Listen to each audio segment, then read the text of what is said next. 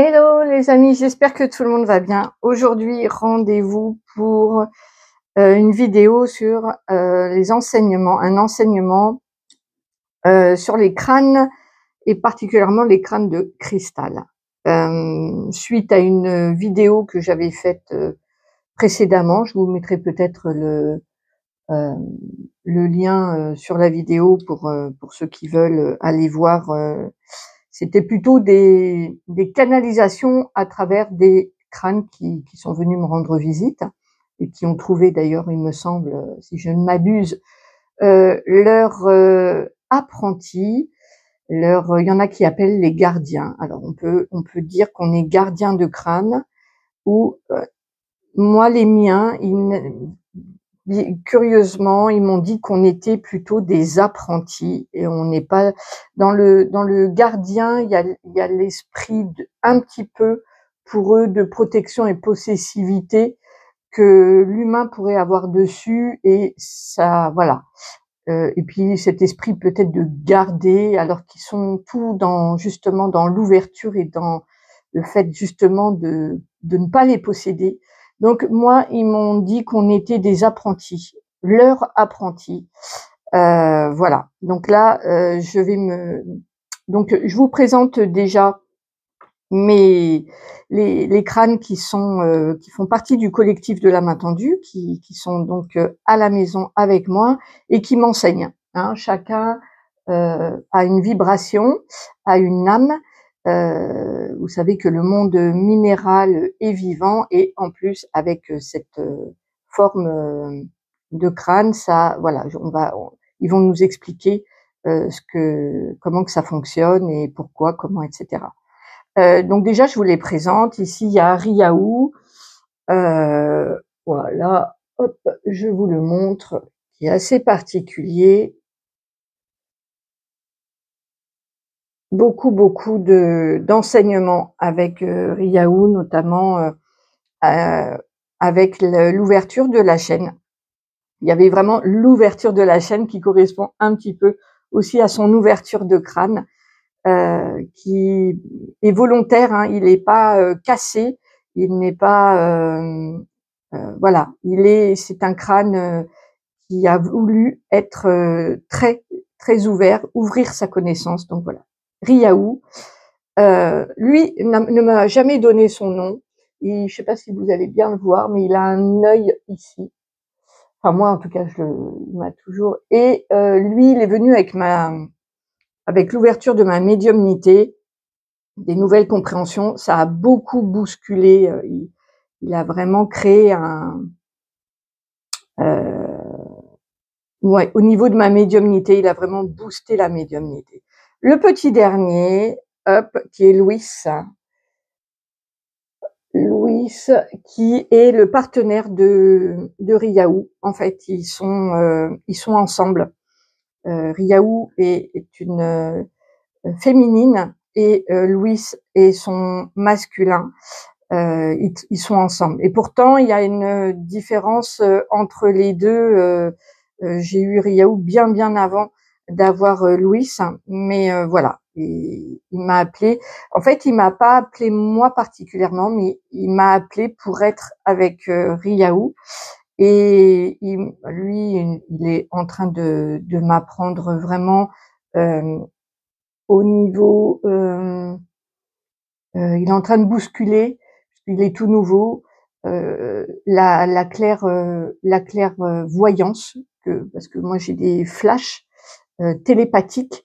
Ce n'est pas une clairvoyance pleine, c'est-à-dire que je ne vois pas physiquement. Je vois comme si on m'envoyait un écran de télévision dans mon esprit, alors que là, visiblement, ça va basculer. Hein, entre la clairaudience et la clairvoyance vont changer avec Louis, donc qui amène beaucoup de compréhension. Donc lui, lui, il m'a beaucoup aidé. Hop, il m'a beaucoup aidé. Il n'a pas de nom non plus. Quand je me prenais la tête. Et en plus, c'est un mini crâne de cristal. Il est tout éclaté à l'intérieur. et il peut m'accompagner dans mes déplacements quand je fais du magnétisme auprès des personnes. Voilà, il est plus mobile et peut-être plus orienté dans les prises de tête, hein, et où il démêle les nœuds cérébraux, on va dire. Le crâne voyageur, voilà, le crâne voyageur, extraterrestre et voyageur, ben lui, il est venu avec les contacts galactiques. Il est venu ouvrir ma connexion galactique. C'est l'aîné qui travaille, voilà, c'est l'aîné qui travaille sur les émotions, sur les cycles lunaires, beaucoup. Donc elle transmute beaucoup, beaucoup. Lui, ça a été le tout premier à débarquer dans ma vie. Donc énorme travail avec lui, vraiment gros boulot, parce que là ça a été vraiment une découverte. Il a ouvert la porte des crânes de cristal, donc vous imaginez après toutes les compréhensions qui ont pu arriver. Et lui, hop, il s'appelle Joseph. Alors ce n'est pas Saint Joseph, c'est Joseph. Au début je pensais que c'était Saint Joseph, mais en fait non, hein. Mais il a effectivement, il est en quartz fumé et il a une notion vraiment de protection ici, hein. Lui, il veille sur moi et sur le bien-être général. Il y a ici une grande protection. Il n'est pas dans les enseignements, il est dans le barrage des énergies négatives. Voilà, il a un rôle très protecteur. C'est pour ça qu'il s'appelle aussi Joseph. Je crois qu'il y a un côté très paternel chez lui. Et donc voilà. Et lui, ça fait un petit moment qu'il est là à la maison. Donc voilà, je vous ai présenté tout le monde. C'était pour vous montrer que chaque crâne qui arrive a une fonction bien particulière. Et des fois, ils vous donnent leur nom, des fois non. Et puis, ils vont des fois vous faire travailler quelque chose de très précis. Voilà. Allez, j'étais déjà en canalisation en fait, parce que là, je suis en train de revenir et je vois que j'étais en canalisation. Alors, j'ai noté les questions parce que suite à la vidéo que j'avais faite, une abonnée, coucou Edwige, si tu passes par là, avait posé toute une série de questions et j'avais dit bon ben il y a pas mal de questions, ça mériterait un enseignement. Donc voilà, c'est pour ça que l'enseignement a lieu. Il y a eu des questions. Et c'est Riaou, c'est elle qui va venir nous instruire et répondre à nos questions. Hop, donc je me mets là et je me mets en canalisation. Alors, hop. Alors, on avait posé comme question d'où est-ce que vous venez? Alors, ouais, d'où viennent les crânes? Nous sommes des âmes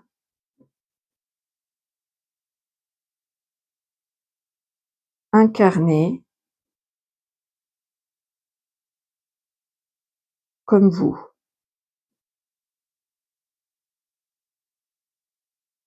Nos missions divergent comme vous et comme vous,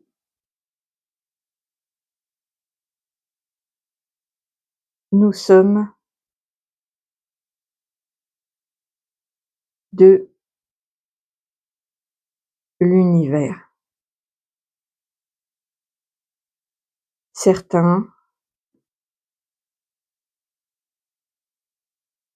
sont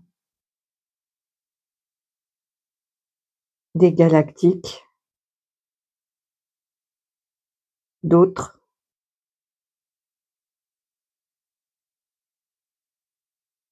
des divinités, Il y a de tout, mais pas d'ombre. Ah OK. Donc comment que ça se fait que parce que nous, en tant qu'incarnés dans un corps humain, il y a de tout. Il y a des êtres lumineux, il y a des êtres de l'ombre et puis il y a aussi, des êtres sans âme, puisqu'on m'a dit que ça existait, des êtres sans âme. Hem, donc vous, dans votre milieu à vous de crâne de cristal, il n'y a pas d'ombre, hein? Non. Est-ce qu'il y en a sans âme? Oui. Il y a des crânes qui attendent leur apprenti pour s'incarner. Mais c'est l'âme qui s'incarne dans la pierre ou c'est que la vibration de l'âme? La vibration uniquement. L'âme n'est pas dans le crâne, mais sa vibration y est. C'est un peu comme si vous étiez raccordés, il y a l'âme du crâne, la vibration et il y a oui, nous sommes liés par la vibration et le contrat qui nous lie. Ah, alors là, elle me montre, Riaou, elle me montre qu'entre l'âme par exemple, elle prend mon exemple, entre mon âme et Riaou, avant mon incarnation, c'était prévu qu'on se rencontre pour entrer en vibration ensemble et accéder à des nouvelles connaissances. Donc il y a c'est un contrat d'âme lorsque vous accueillez un crâne chez vous, c'est pas un hasard, c'est pas parce que vous l'avez trouvé joli, c'est beaucoup plus fort que ça, me dit Riaou. Ce sont des contrats et des résonances, des vibrations qui rentrent les unes entre les autres. OK. Est-ce que vous êtes des créations humaines? Alors elle me dit: «Oui, oui, pour la plupart d'entre nous». OK. Et donc comment que ça se passe, admettons donc on avait prévu toutes les 2 de se rencontrer ici, pour partager un moment de mon incarnation. Heu comment ça se passe? Tu envoies un messager, un sculpteur, un messager pour, oui, je suis rentrée en contact avec le sculpteur.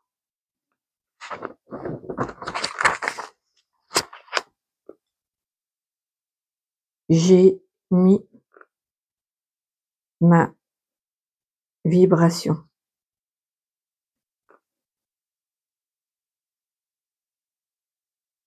à ce moment-là. D'accord. Est-ce que ça marche comme ça pour tous les crânes de cristal? Oui, tous les crânes sont en contact avec l'âme au moment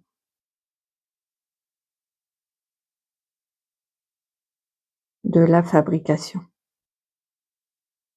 Alors il me dit que pour les crânes anciens, euh, parce qu'il y a donc là on parle des crânes de cristal, les méthodes étaient différentes avant, et il y a des crânes voilà, qui viennent vraiment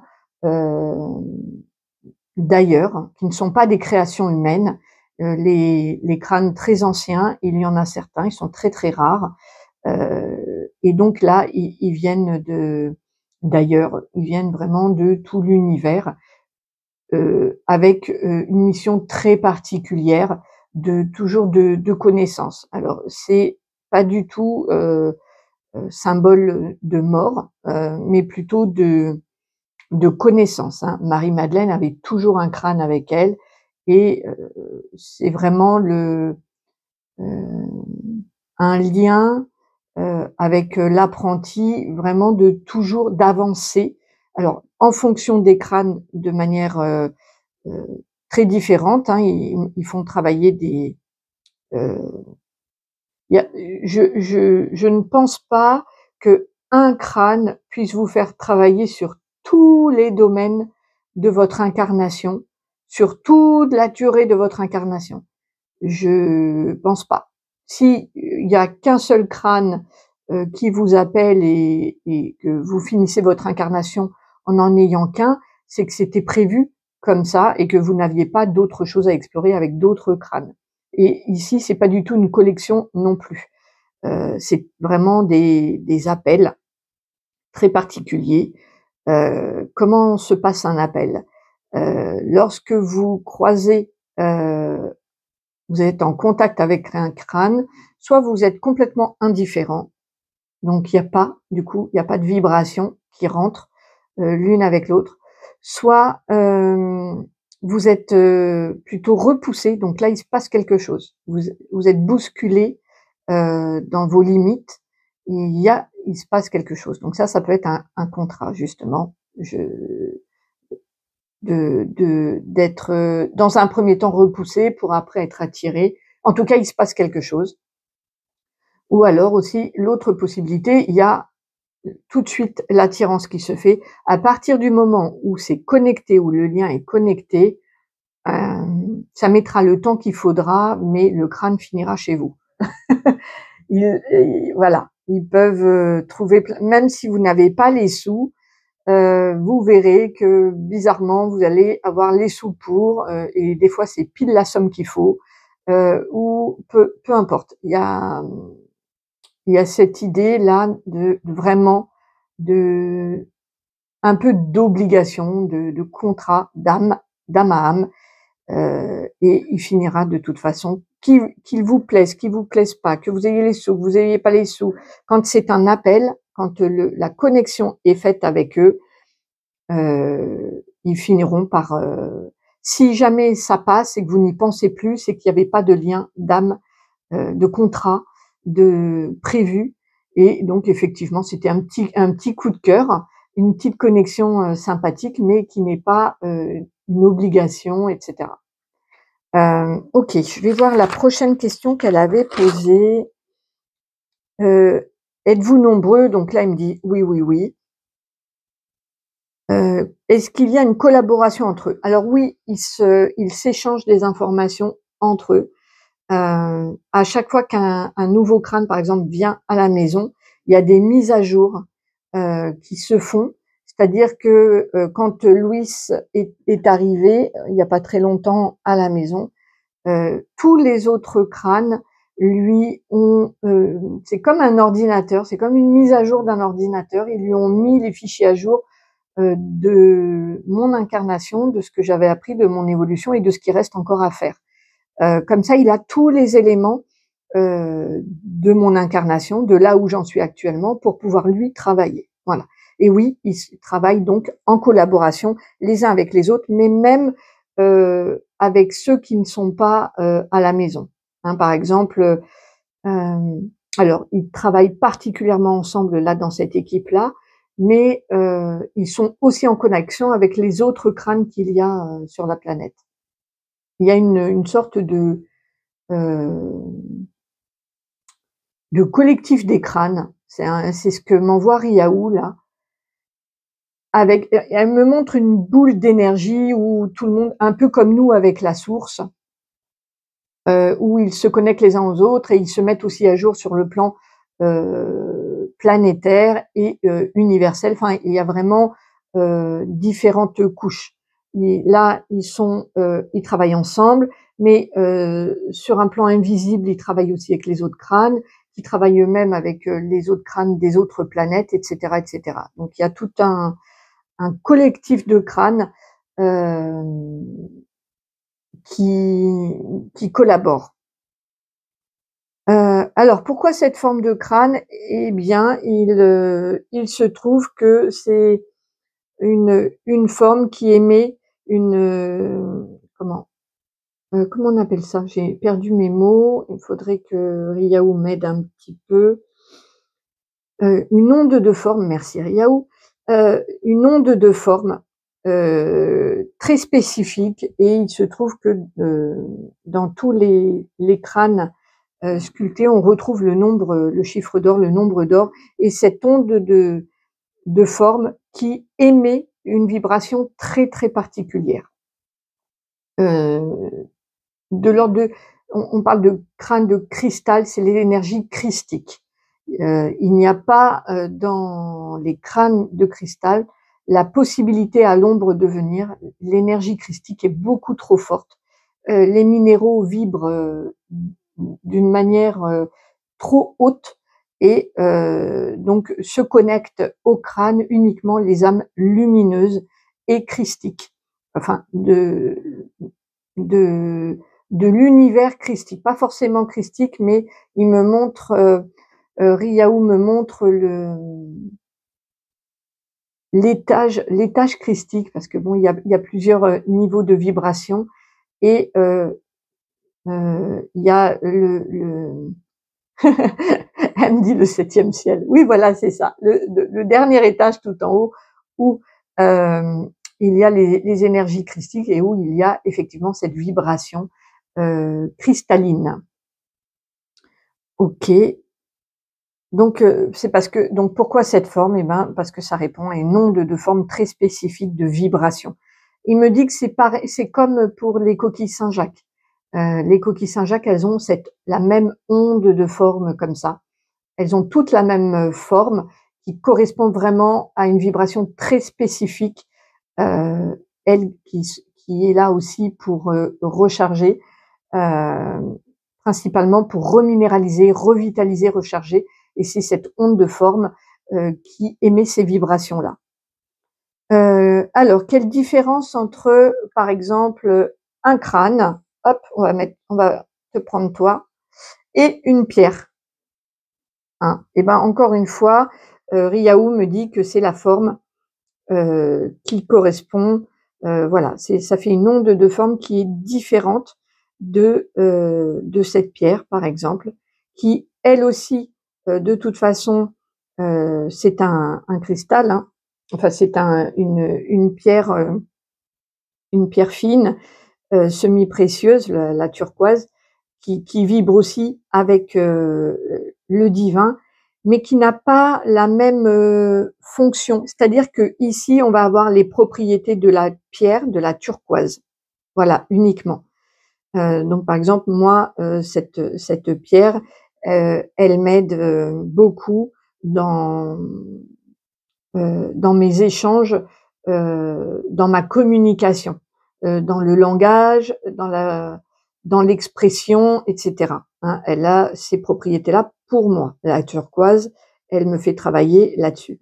Là, même si j'avais, par exemple, admettons que ce soit en turquoise, je vais pas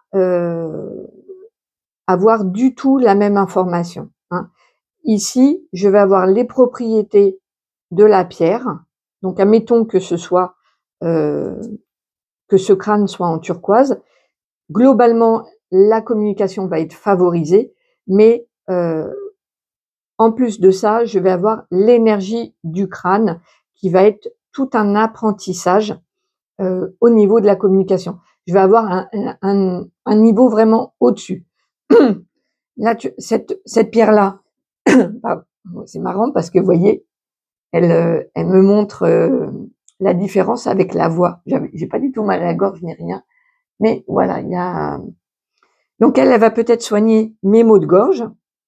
Elle va soigner mes mots, mon expression. Elle va m'aider, par exemple, à calmer, à être plus pondérée.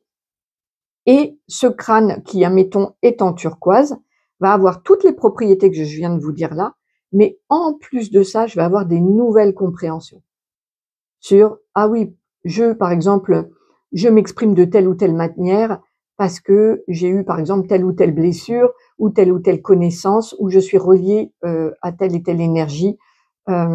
Et je vais avoir des instructions, des connaissances, des enseignements qui vont me faire avancer dans la communication. Et peut-être que, je sais pas moi, si je suis amenée à devenir, admettons, commercial, et ben le crâne en turquoise va peut-être me former, me pousser à me former, me mettre sur des pistes de formation pour devenir commercial. Il va pousser vraiment beaucoup plus loin dans le même domaine. Alors que là, la pierre, la turquoise, ponctuellement, elle m'aide à trouver mes mots, à poser ma voix, à enlever par exemple le chat dans la gorge qui était venu.